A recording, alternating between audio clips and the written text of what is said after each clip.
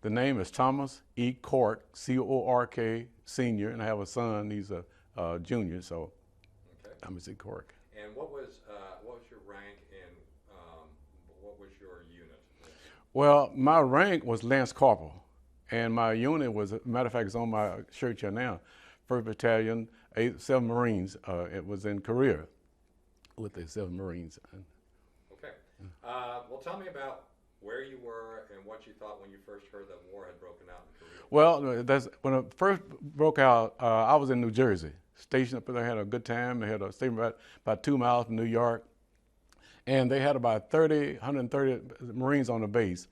And what they told us, we're going to have one person from each unit, alphabetical order. It's Cork on down the line. There's only 2 C's in the whole outfit there, and Cork and Cruz. So naturally, I went. So I left New Jersey going to California. And we got to California, San Diego and Camp Pendleton. Then they started training us to go to Korea.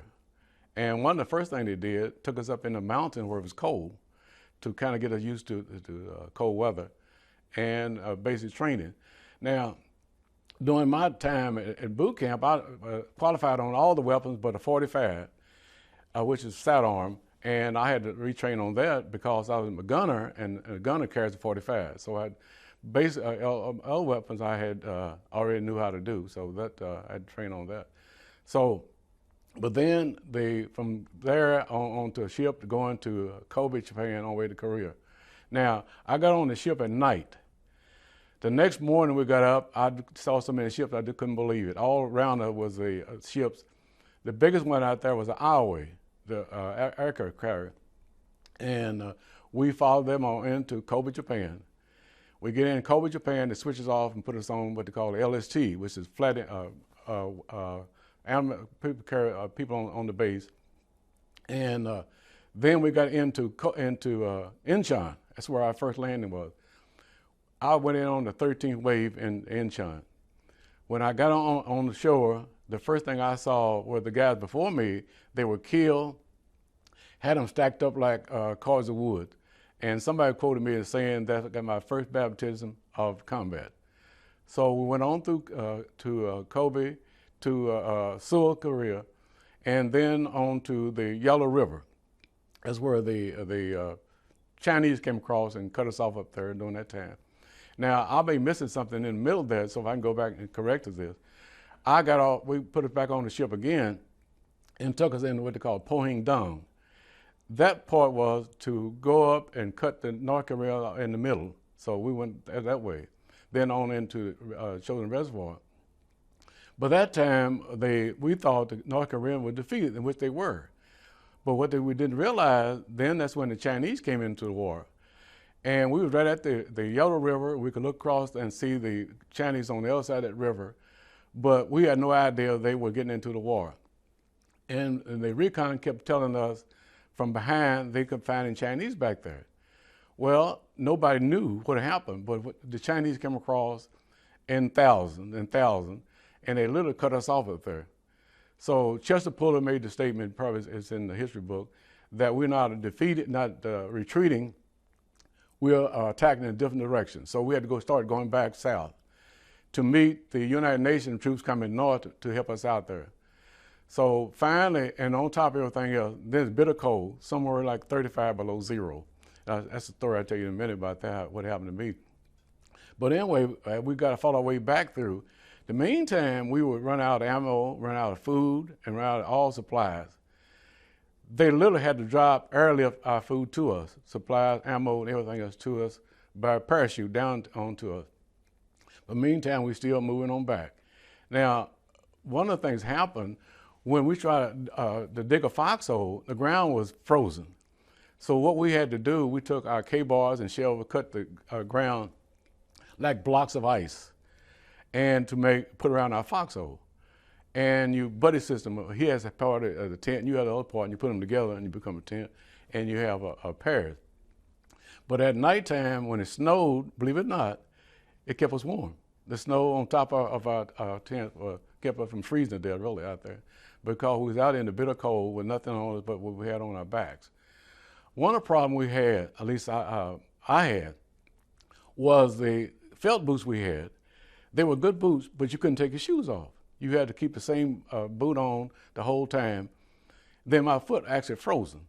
So when they finally got me out of there to into Kobe, Japan, to Tokyo, Japan, I'm sorry, to take when took my boot off, well, part of my foot came off with it. All my toes were gone, were frozen. Now this time the feeling began to come back. But that time I was in the hospital there. And there was a funny story about that hospital because at one time that hospital was a hotel, and they had these big pretty mirrors around.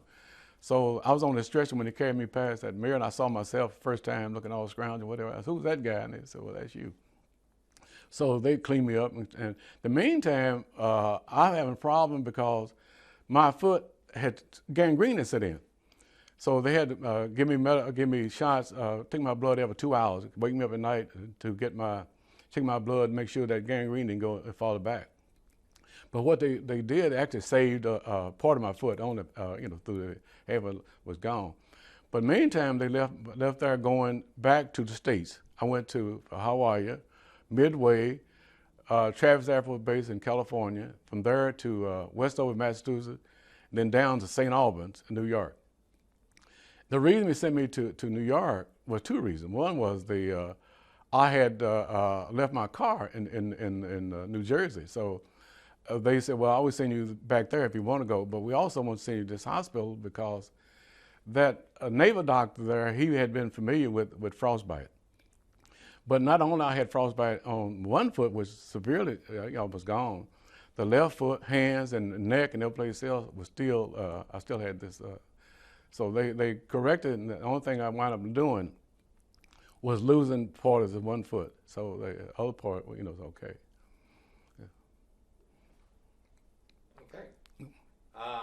Let me go back and ask a few questions about specific times. Okay. When you got to Japan, how quickly was it that they sent you over to Incheon? Well, they revamped us. Broke us down into different outfits, put us all on, the one was going in, what wave you're going in? I was 13 wave, which is unlucky number, I guess. So that's what they did. They took them maybe 2 or 3 days to separate us all and get us all lined up. And we also had to have supplies, ammo, food, whatever that sustain you while you're moving on. So I would say about 3 days before they lined up, put us on this LST.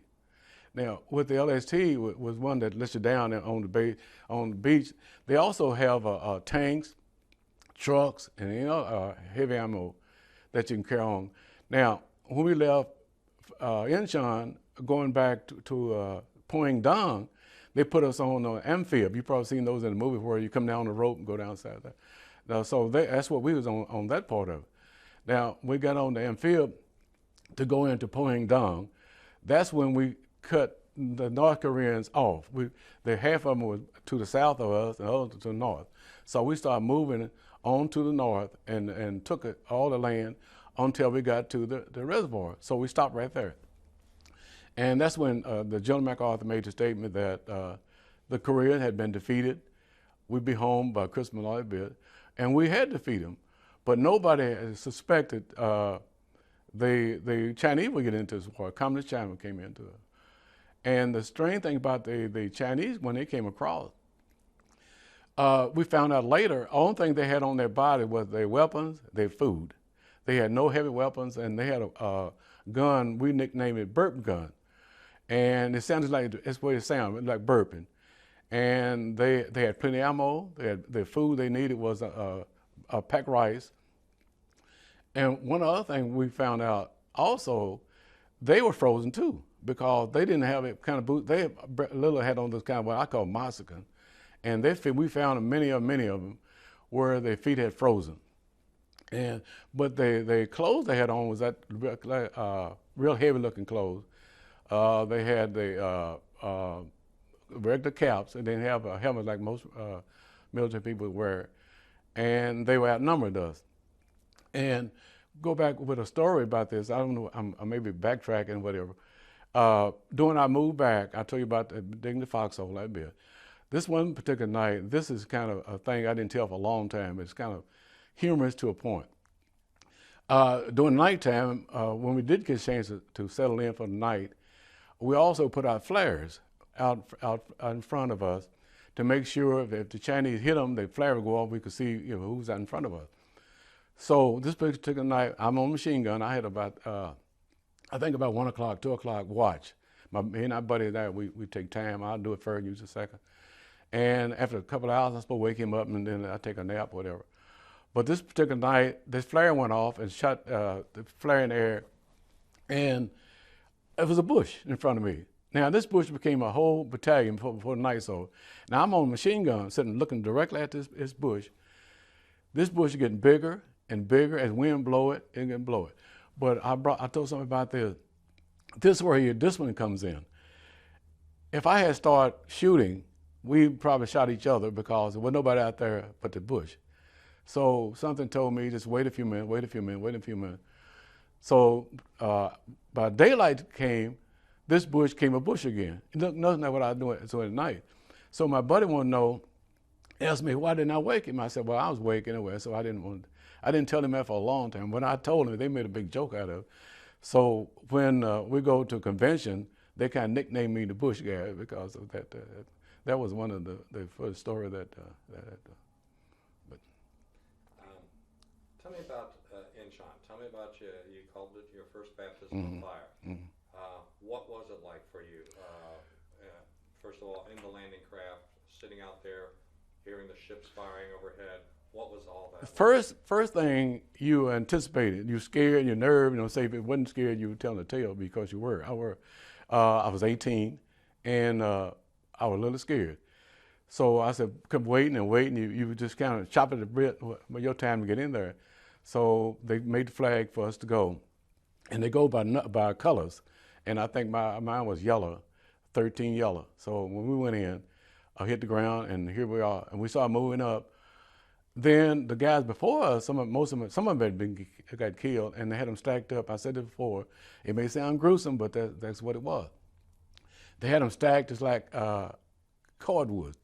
And if anybody from the country know what a stacked cordwood looks like, and they had them tagged for the grave people to come along and identify, make sure that they get the right person, the right name to be for a burial. But then we started moving on up. But I think I may have told you this earlier. When you first get there, you butterflies and all that bit, but then you kind of get, I don't say get used to it, but you calm down a little bit. Then you realize what you have here, and then you become your discipline, and it comes in play now. You need what you're supposed to be doing, you know what you're trained to do. And a little, it may sound strange, but the idea, if you don't do them, they're going to get you. So you got to be on alert. And so during the time, that part of it, then the second time around, it didn't bother me half as much because I just kind of that became second nature to me. When I got out on that other, and fib to go up pointing down, I'm a seasoned combat for them.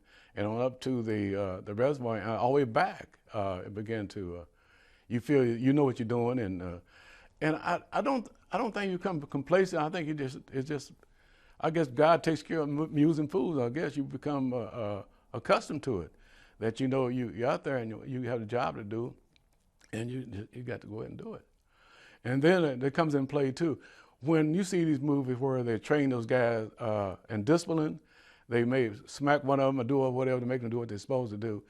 It's for a reason, because there come time that you might have to use it, you may not. Hopefully you may not. But unfortunately, I did, and it came a thing. I know you told me I didn't bring us into it, not. But when the only time the guys kind of talked to me, the white guys, until we got into Kobe. And then they started placing us out and putting us in the thing together. Then I think they got to realize, well, here's the guy. We all in this thing together. It's one for the other. So you got to be, you got to help out each other. So then it began to sink in those guys. And I kind of, it may sound, a lot of guys may thought that I was kind of soft and gave in to them. But I realized that's the way they were raised up. They were segregated all their life, and I was too. So we never had any contact with each other to a point. I had white kids, that sort of thing, but I've never been that close with them. to live with them day by day and kind of depend on each other. That's the first time with that. But I think they were at my age too, and so we kind of got together and said, okay, we're in this thing together. And we do what we have to do, and we did. And did you see that immediately after Inchon? Did you see the Well, White Marines treating you? Actually, it started before then. I think the realization set into all of us at Kobe when he started breaking us down and putting us into an outfit and became platoon. And one other thing, I may be jumping with this. You probably saw here a couple weeks ago where that mortar killed those guys. Did you read the story about that? You know, mortars that would. Okay, we had those in our outfit too. And in my outfit, there was mortars, machine gunners, BAR, all of them together. And we move out. One guy takes over as what they call a point, and everybody else kind of follows along. But you, as a leader out there, your job is to make sure you kind of let the guy behind you know if he sees anything unusual, if it's trouble ahead. You don't holler back. It's a signal you give to everybody to be on the lookout, to have be ready with your mortars, be ready with your machine gunners, be ready with your rifles, 75 recallers, and all that bit. So I think, like you say, with to accept me, I think when looking back, I think at the Kobe, when we got ready to go on that LST, then we started putting it together and say, became you able company, A1A. So then I think, but from then on in, we just kind of never gave it a second thought.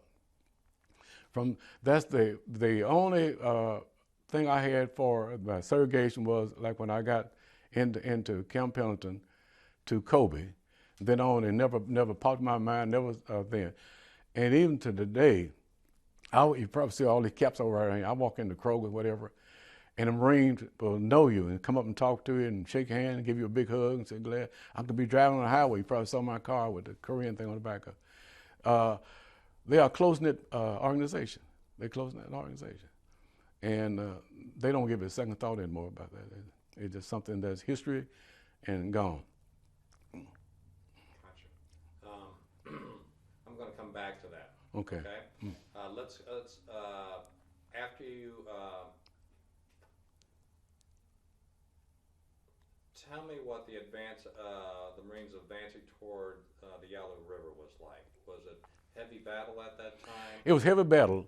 One of the things about that, they have tanks moving.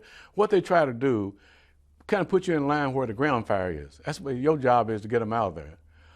The big stuff is coming from the aircraft, the planes, and we'll tell you about the planes in a minute. I have a story about that. And but your job is to literally go in by one and pull them out, because they got bunkers built in, and you probably think you got them out of there, and you really don't. So you come up on there and you find them in these bunkers, right up on top of them before you know it. Like for instance, I think one time, prime example of this is a strange story. We had moved up on the hill. History tell you about all the different names about the Pork Chop Hill and all that bit. One day we were there on this particular hill, my buddy and I, we were looking down at I guess about 100 yards in front of us. There looked like a mountain. But what is happening there, so look, people walking in and out there all day long, didn't look right to us, because they would go in heavy and come out skinny, go in heavy and come out skinny. Come to find out, there was ammo. So we called back to recon, told them what we saw there. It didn't look right to us. So they told us, go ahead and try it out. So now, like I said before, I'm a machine gunner. And on that machine gun, they have about 10 or 11 rounds is what they call a tracer. That round goes to a place you can follow it. So I'm on the gunner now. So we let off a couple of birds down to the hill. Didn't nothing happen, about a couple of rounds. All of a sudden, that whole hill started exploding. It was an ammo dump. So we're right in front of our front door and didn't realize it. But those kind of things. But on up the line, we passed where guys had gotten killed. And somebody asked me, a matter of fact, my doctor, if he asked me about this, Matter of fact, a couple of days ago, she said, when they interview you, do you have any problem with that? I said, as of now. She said, don't let them bring up stuff that you don't want to remember, because it could after. I said, well, that's been 50 some years ago. She said, no, no different. If you feel uncomfortable with talking about that, don't do it. So my white brother said the same thing for Leffie. She said, they're going. I said, well, they've asked me, I'm going to tell them. You know, I'm not. I don't know that I have no problem so far with it, so I don't shy away from it. And we go to different schools, kids, and talk to them. And first thing they asked, did you shoot anybody? And one of the teachers, I said, I was supposed to tell them. She said, tell them the truth. And more or less, I had to tell them. And one of the kids up here at, I think it's Barrett, asked them, did they shoot back at you? Well, yeah, sure they did. Yeah. What was the heaviest fighting that you saw where the fire was coming back at you very heavy? It may seem strange, but I heard fire coming back because the Chinese got behind us, and they were literally firing on. Well, we was in a box to a point. They were firing us from the south, also firing us from the north. The Chinese was coming behind us, pushing us, and they had gotten behind us, pushing. So we saw like in a box. I think my heavy fire would be going, even though it may sound strange, Incheon was kind of heavy, but they were more outnumbered us, I guess would be the word, on top of everything else. They had, at nighttime, to keep you awake, they had bugles. They blew bugles at night and keep you, they did it for hours at a time, bugle blowing. Other thing they did to keep us awake, but they call it, is the bomb goes off in the air. It doesn't do any damage to anybody. It just shocked the heck out of you in your ear, and to keep you awake. So that part, but to be truthful about it, I would think my heavy time was coming back from the river, going back south. One of the things we went going back south, when we finally broke through, the United Nations was meeting us coming the other direction. There was a British Marine, a Turkish Marine. We had never seen these guys before. We didn't know who they were. Now, we were firing everything in sight. Anything in front of us, we were firing on them. Those British Marine, Turkish Marine knew this. So what they had in their hand to identify themselves, you see a little flag on my mailbox out there? It had flags but about that size. They was waving the flags in front of us to make sure we knew that they were United Nations troops. And the British Marines and the Turkish Marine. You probably heard me say something about most American military in combat wear helmets. We wear helmets. But the Chinese didn't wear helmets, and these Turkish Marines didn't have helmets. So there was something new to us to see these guys in actual combat without a helmet on. We just didn't understand why they were. So those British Marines knew, they had a feeling that we didn't know who they were, so they had the American flag waving to us to let them know that they were not our enemy. They were our friends. But going south was our heavy. One of the problems going south too was the ammo. We run out of ammo, run out of ammunition, run out of food, and they had airlift to us by parachutes. Problem with that is when they come down, some we got some of it, and some of the Chinese got some of it, because when they come down, you couldn't tell where it's going to go. So some fell close to us where we can get our ammo or whatever, and some was they got it. One other story I'll tell, and it may sound humorous to somebody, may not. You got to do your food, okay. One of the things I did, I tried it one time, and I've probably seen it. You've probably seen that buffets where they have the eggs. That's what I call them, the powdered eggs. Okay, the eggs are in a container, and you try to cook them, and those things just started crawling. You just keep exploding, whatever. It tastes like nothing, but you had at least some food in your stomach. And the other thing I still to this day enjoy, I still love chocolate.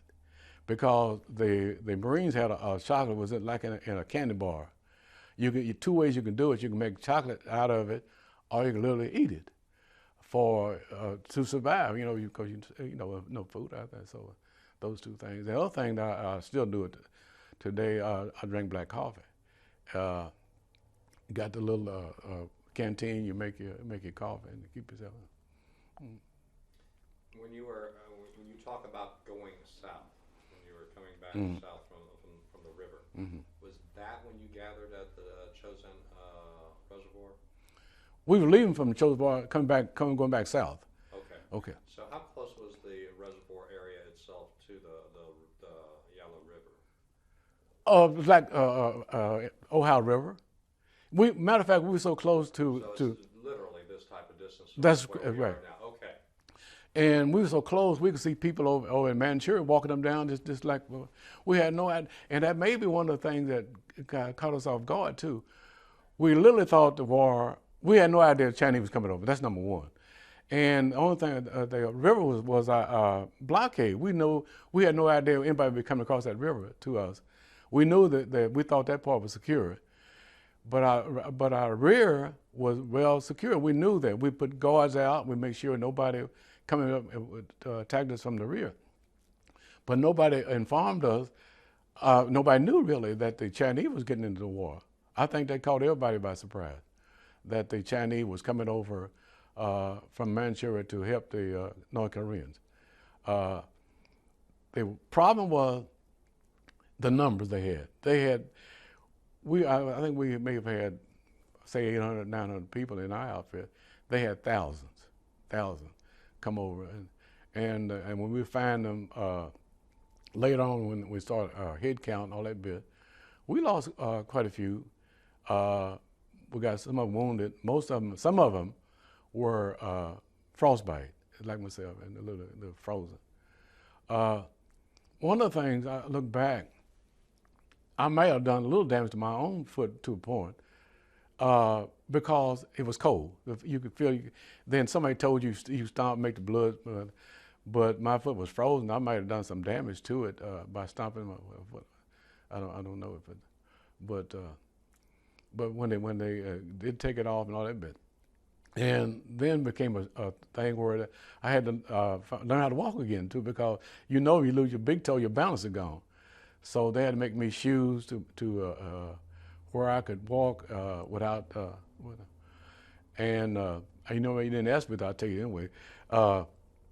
They put what they call stainless steel in the sole of my shoe. Okay, so when it bend, it comes right back. But you go to the airport. The first time I went to the airport, I don't know what they thought I was. Alarm went off, and here come everybody, security, everybody. Took me in this little room, took my shoe off. I want to know what's in my shoe. And I said, well, you can see it. It's, it's part of my foot's gone, whatever. Or what's in the shoe? And I tried to explain to them. So this bright idea at church at Stanford Field, what he decided to do was take the insert out of my shoe, sat and looked at it, and he couldn't get it back in. So what he wound up doing, he just sit it down and got up and walked on out. Meantime, my wife and everybody's waiting on me. They know what happened to me back there. So I kept waiting and waiting. I said, this guy coming back here. He never came back. So what I did, I got up and put my shirt back in, because I know how to do it, slide down and tie my shoe. Got up and went on out, never said no word to me. But every airport I go to, the VA wrote a letter for me to give to, I have a brother who lives in Lubbock, Texas. We're out in Dallas. I had this letter from the VA to show them that, what my problem was. And this guy literally told me, it didn't make any difference to them, you're still gonna go. Now they're saying at most of the airport, if you're 75, don't have to take your shoe off. So I go at the airport, going to North Carolina to a convention. I'm the only one, I still had my shoe on, when this thing went off again. So now I still had to take it off because they didn't understand. I said, didn't you tell us if you're 75 or older, you don't have to take your shoe off?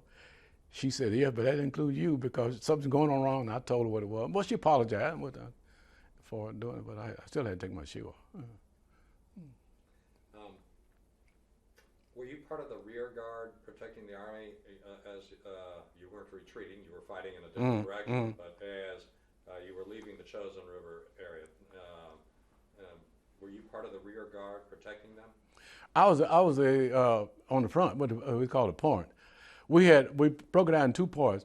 You had the rear guard and you had the front part. One just about as bad as the other, really. You going this way to get out.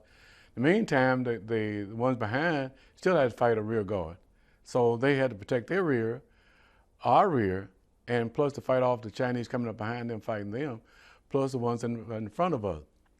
The ones in front of us, we moving south, and everybody was moving south, to be true, and the ones behind us was moving south right behind us, but I was on the front part coming out. Okay. Mm-hmm. Now, when did you realize that your foot was frozen? When did you realize you had a problem? Okay, I'll tell you what happened. Okay, you first tell you how it goes. You feel cold. That's number one. Then you feel like a little tingling. Then you feel a warm. You don't feel nothing. It just disappeared. So when the medic finally got us to examine me, literally told them somewhere on that tape you're gonna see the other one I have. I told them, I said, I'm okay. I'll stick around with the other guy. And they said, no, you say you had no feeling. You're the one we want because your foot is frozen. But I guess the realization set into me when they got me into Tokyo General Hospital. When they took my boot off, I looked down and just looked like charcoal. The toes were gone, the little gone. So when the boot came off, that part of my toe was gone too. So what they had to do when they operated on me to correct the where I would have some kind of stay with my foot there, they moved back about 2 or 3 inches back towards my ankle to set up so they do a graft. Now, the first graft they did was they took the flesh off my stomach and put it on there. And also they did a bone graft within the bone itself. Now, I'm around a little bit with this. There was in St. Albans, okay. My foot was off, okay, and they put a little gauze thing on the end of my stump, had me on the table looking at the doctor gonna see what they were doing.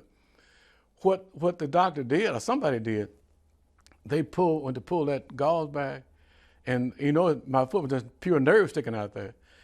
And that I'm telling you, I had pains, went all through me, sweat broke out on me, and I literally went off the table.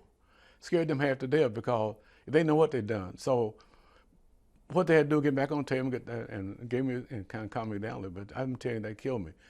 So now they're trying to get some on my foot so I could be able to walk again with it. Now what they did the second time, you won't believe this, they took the flesh out of my leg here, brought this leg up to this one and attached it here. I was 6 weeks in what they call a cross-leg graft.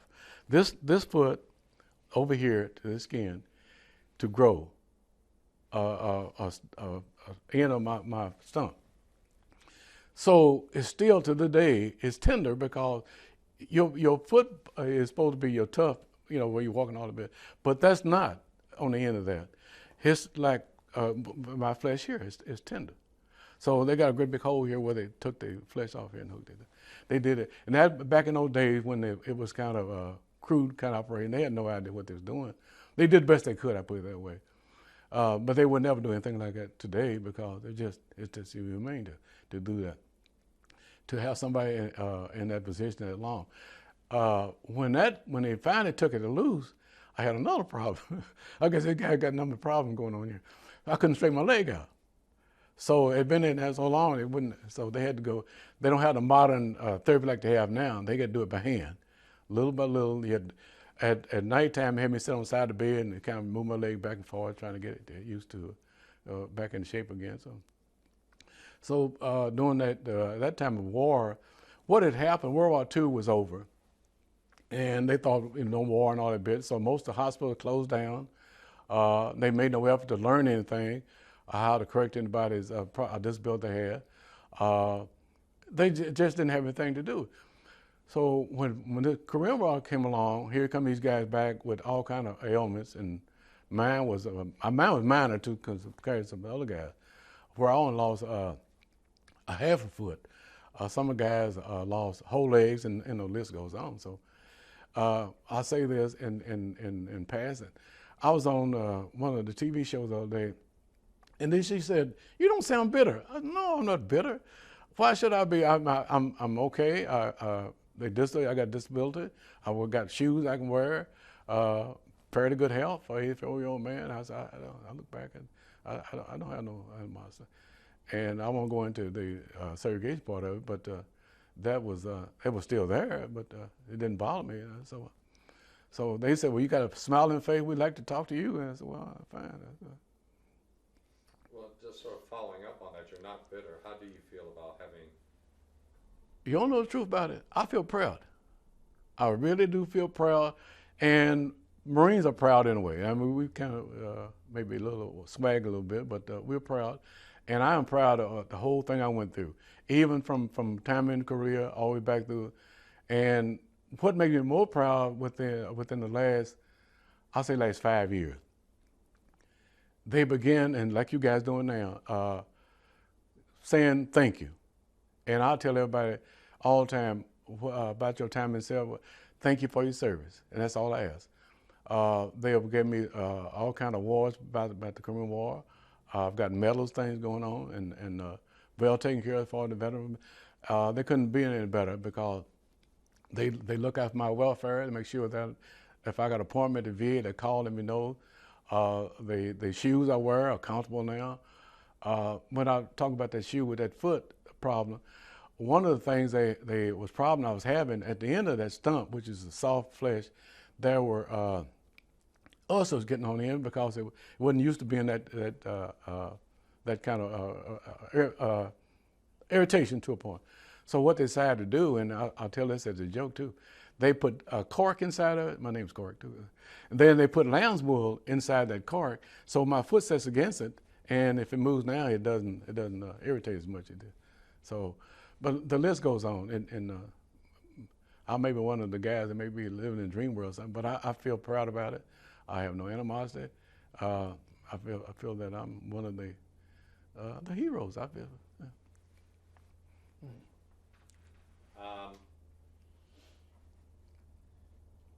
Well, first, do you have anything else you want to talk about the war at the moment? What went on? What was it like when you looked up? I mean, you're talking about seeing thousands of Chinese coming at you. What was that like for you all? Well, it was scary. That's kind of where I maybe described it, because we had no idea. First of all, we had no idea they was there. That's number one, and we didn't know what to do about it because no one. Sometimes you follow the script. It tell you what you're supposed to do. You know, you fight North Korea, and what they look like, what the uniform look like, what the kind of weapon they have, what to expect from them. But we didn't have the idea how to fight these Chinese because we didn't know anything about them. We didn't know how they fought. One of the things that would just kind of blow your mind is their numbers.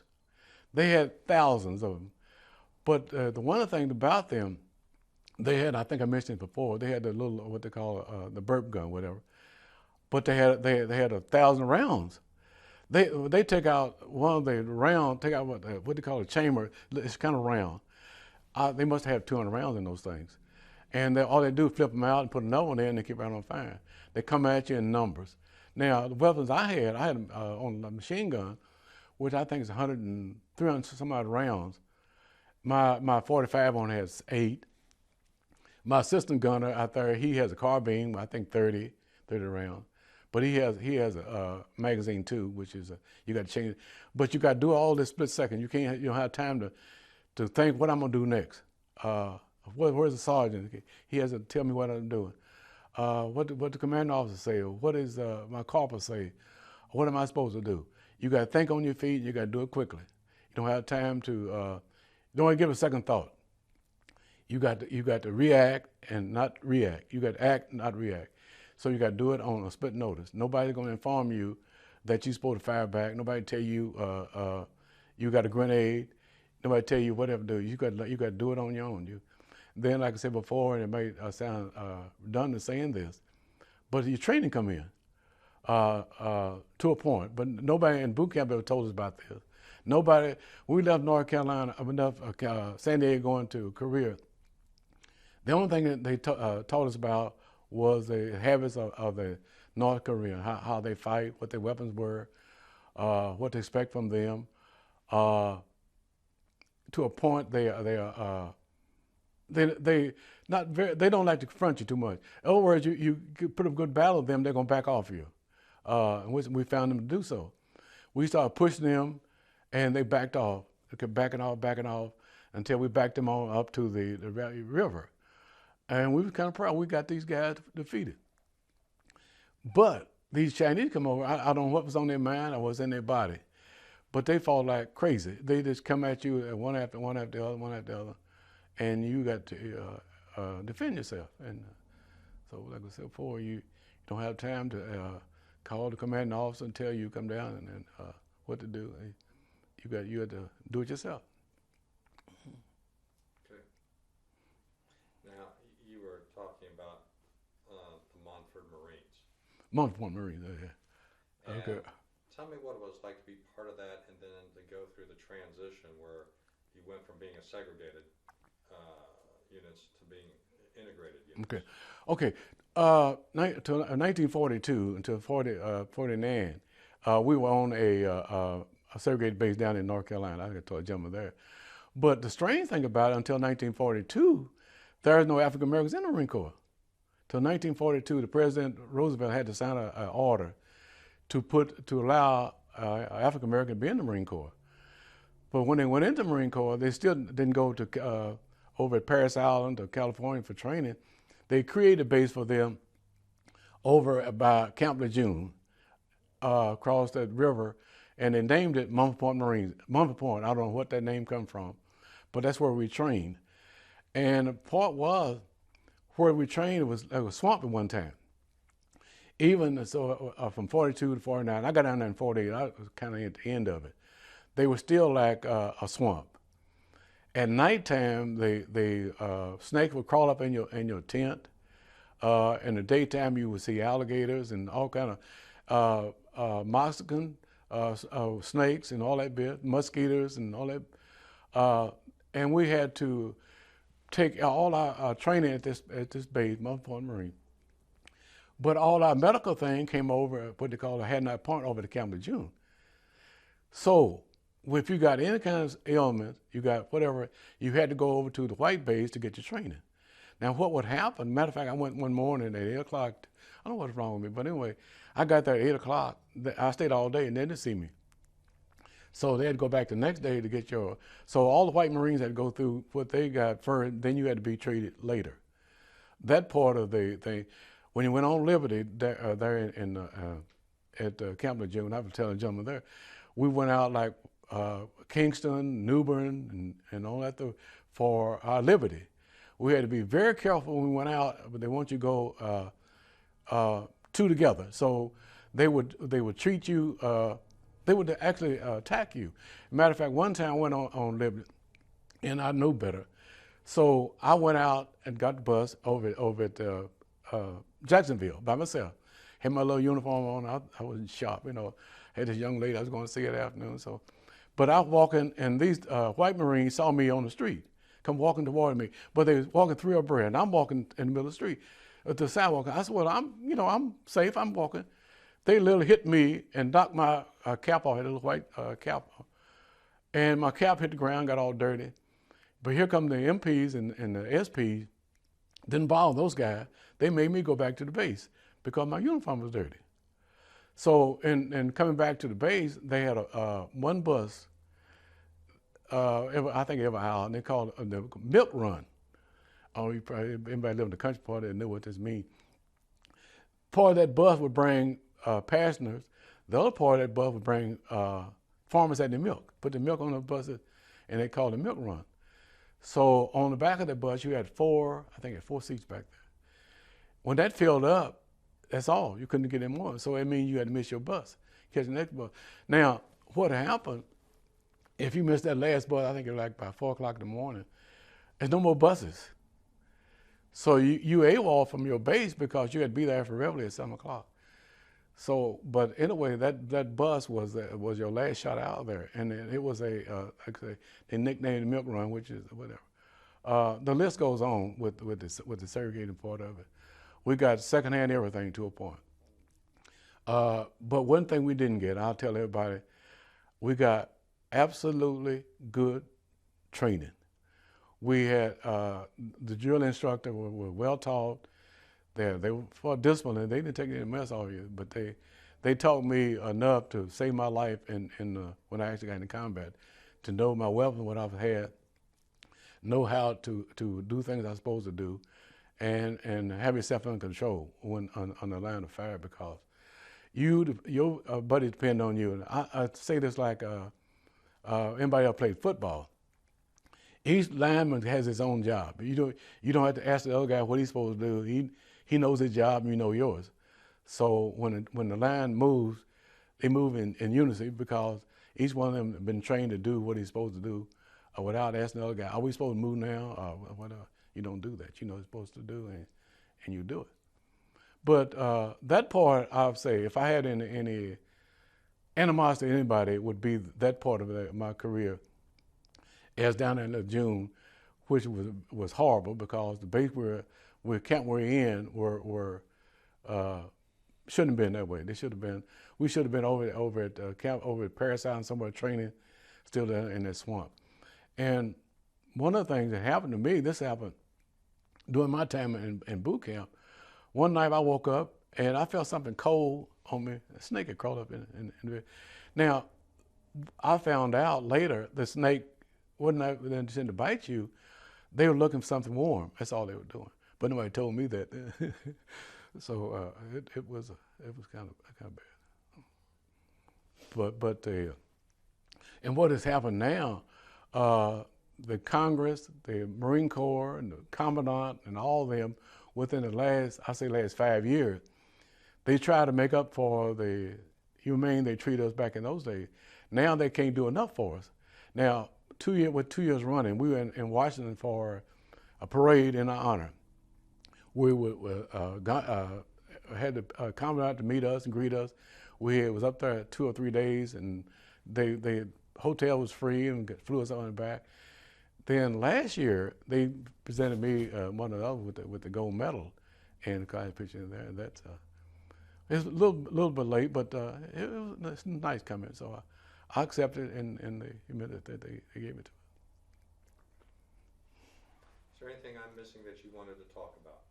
Well, we kind of talked about that more important thing, and you said if I can get it in there, I certainly want to get it in, because I've told people that we'd be talking. As a matter of fact, Mr. Ed, that I'll be talking to today, I'll tell him I got a chance to get my Montford Marines in there. There's quite a few of those guys still left. And we were in Washington for that ceremony. I think it's 400, they counted 400 and 425 still alive and well. And I'm 84, and you can see I was laughing when we went through there. So the guys were in the 90s. They came in wheelchairs and rocking chairs and all that bit. And the most unusual thing happened there. Like I said, it was 425 Marines at that ceremony. I was the only one that USA got a picture of. And I don't know why that happened, but I kind of look back over it.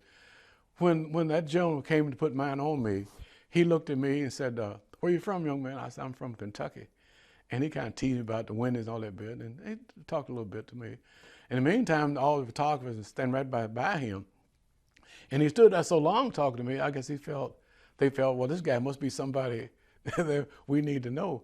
So they got a picture of me. But by the time I got back home here, my son had gotten it off in there and had a picture made up. You probably saw the wall in there. That's the picture. So I'm the only one that made that USA. Yeah. But that was quite an honor for them to do that. When they announced me there, Senator McConnell was the one from Kentucky. So I didn't know what to expect from him, really. I don't get into politics with this.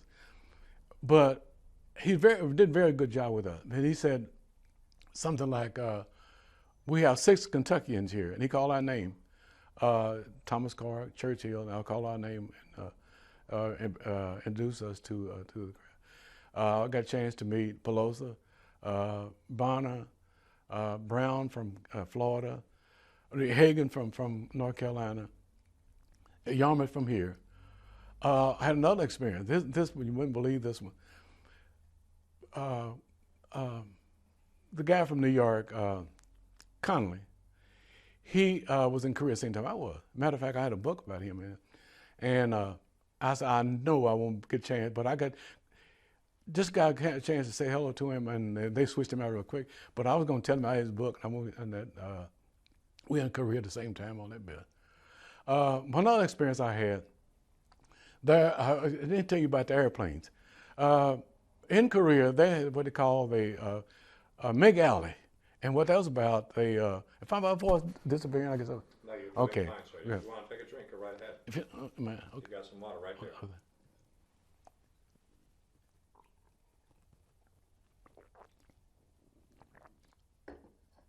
There was the MiGs came over from Korea too, over from Manchuria too, and they were flown by the Chinese and North Korea, and what they call it was Mig Alley. What had happened was those planes were made with the wing back. They come into the alley, they get in there and get back out, but nobody detect them. But you can't underestimate America. So what happened then? They had these Sabre jets with Americans flying them. They caught them in there in Mig Alley, so they downed a whole bunch of them right in there. And one of those men doing that combat was a Lieutenant General Peterson. And matter of fact, I have his picture in here. And he was in Korea the same time I was. He was Lieutenant General. Never met him until he retired. But anyway, he was the one of the guys that caught those MiGs in there because they would come over and do damage to us because we had no defense for them. They come down in that alley where we moved, trying to move back south. And those MiGs would come down in and just strafe us one by one. So they found out about it and said, okay, we know what to do with them. So the Sabre jets came in and caught them in those Mig Alley, and they did a number on them. So they saved us. But those planes would fly over us for support. They fly so low down on you, you can see the numbers on them on the plane. You can see the pilot. They would find support for us coming back here. And one of the things that kind of frightened you a little bit, as they fired, the shells would pop out. And when they was hitting the ground by, that it's kind of irritating to see that happen. You not realizing what they're doing, but that they're doing. But anyway, let me tell you about this general, Lieutenant Peterson. He retired in D.C. at Langley Air Force Base. I was invited to go to his retirement up in the air. I just couldn't believe this. So when I got there, I met him. I told him, we're in Korea at the same time. I never chance. So we chat about the Korean War and all that bit. But I got a chance to get pictures with him. Got a picture of this general retiring. I was one of the honorees to be meet with him. So that's one of the things. When I said about good things happen to me, a lot of things have happened. And I know you don't have time to go through all this, but I've been on a different program, been on different situations where I was the guest of honor, and they really, really appreciate my doing. And my wife said, I think you said it, you love a camera. But I do it. I did enjoy. But my most concern, thanking people that took the time out, especially now with the Korean War, thank the guys in that war for what they did, and you guys coming down now. And when I get on the phone, a few minutes on the call, Mr. Ed, and tell him, I talked to him, be prepared. He said, be sure to call me as soon as they leave. I said, okay, I will. That was great. We're looking forward to meeting. Now, did you know Ameta? His name is Ed. Ed? Ed Ameta. But anyway, he called too. Matter of fact, he's one of the guys that told them that they should get me on this. But the guy I'm talking to. No, I don't think I'm talking. But the guy you're going to is Ed, Joe Head. Joe Head. Yeah. Yes, sir. Now, he was in Korea the same time I was. Right. But we didn't know it until, matter of fact, when I met him, we got chit-chatting about time in Korea. We were at Parallel same time. Right. And I think he was maybe in Charlie Company, and I was in Naval Company. Right. Okay. No, I think that is absolutely correct. And we always tease each other about, Able Company's on one side and Charlie's on the company on the other side, but Baker Company's in the middle. I hope I don't see anybody who's in Baker Company. But Baker Company always in trouble. And one of the things the problem was with them, they got so lax at nighttime, they just thought, we tried to call them on the wire phone. We had wire that went from one to one because we could talk to each other. And when you talk on the other phone, that other people pick up your message too. So what we try to do, we have wire from person to person. So they sent us out one night to find out what's wrong with Baker. We kept talking to them, they wouldn't answer. So we went to found Baker Company. The guy was asleep, and I'm pulling on this wire, coming down to his foxhole where he was. What he had tied his wire to his carbine. So when I pulled on that carbine, that rifle looked me straight in the eye. I said, "Oh my God! I hope this guy's fingernail on the trigger." I said, "Man, you wake up here. We were trying to call you guys." So we teach each other about Baker Company. They seem like always in trouble. But Baker Company, but Able Company and Charlie Company, we kind of. And when I found out, I said, "You went in Baker Company?" Where he said, "No, I was Charlie Company." So we did that. Yeah.